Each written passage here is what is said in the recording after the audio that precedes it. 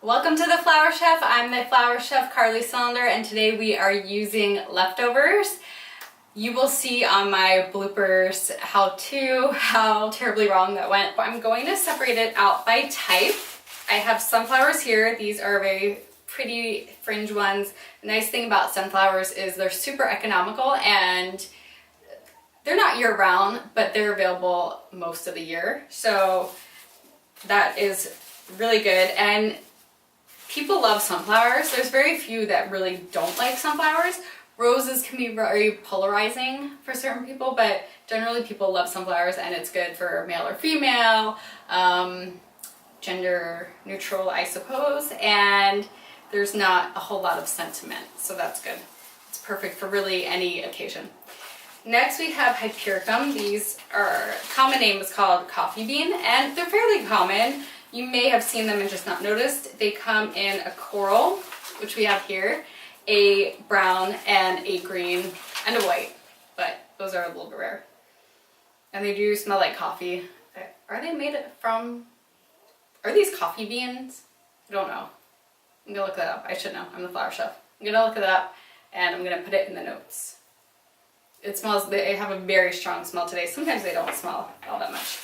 And then we have roses. These are beautiful peach roses that opened. And my whole thing with roses is just because a rose opens doesn't mean that it's going to die faster or that it's less fresher, because sometimes you get roses that are really closed tight and they never open. Meanwhile, these, they're getting a little bit soft. If it's firm, that means fresh. That's the real test. If it's soft to the touch, then it just means it's older. However, these open, I mean, the day that they came in, and they continue to be beautiful. So as long as you care for them, they will last probably longer than your other roses. And these are kind of looking like garden roses. They need a fresh cut on the slant so that they can drink water better. And for the ones that are so open, I would just remove some of the dark leaves.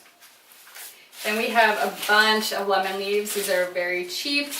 They go with a lot. They can tend to make a design look cheaper, just because a lot of low-end florists use this or fern as filler, and those are the designs that you don't like. But overall, I think with a design like this, which is very just traditional country casual, it's not trying to be something it's not, then lemon leaves are good.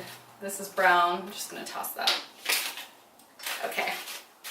So we have a stack of lemon leaves, and then what I keep in my own house at all times is ruscus, R-U-S-C-U-S. That are these. Now, these will last up to 3 months, probably longer. I only know that because when I was shooting at my neighbors, which some of the videos take place at, of course they're not going to change the water or do anything, and they lasted 3 months from the last time I went up. So I realized that these are super good to have on hand, especially if you're like me and you travel a lot. It's nice to come home and have some greenery. I keep these in the bathroom also. We also use those for flower crowns. So I'll be working with these today. I think what I'm going to do is I'm going to show you two versions. I'll spiral a bouquet and we'll put it in this vase. And then I'll do a freehand arrangement in this vase. So I'll give you two options. If I have enough flowers, then I'll make two. Okay, so I have 5 sunflowers, about 6 or 7 stems of Hypericum, and 2, 4, 6, 8, 9 roses. So you could use a dozen or whatever you have. All right, so to spiral, there's 2 ways you can do this. You can do it with the roses and then pull through everything else.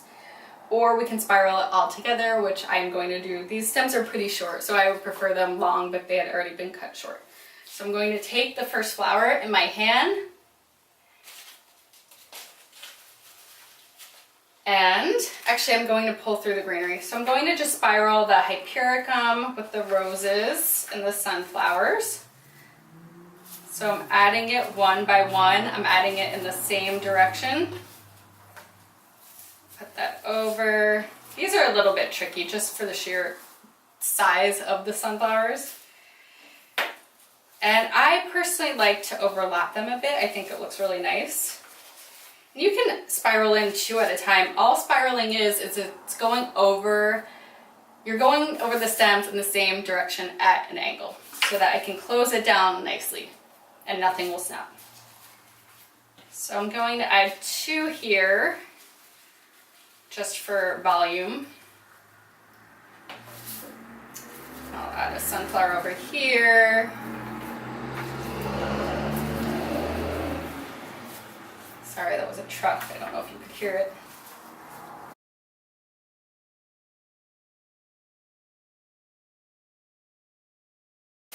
What a bummer when the camera shuts off and you're just talking. It's like when you're talking to someone on the phone, telling them a story, and then you look down and it's been disconnected the whole time.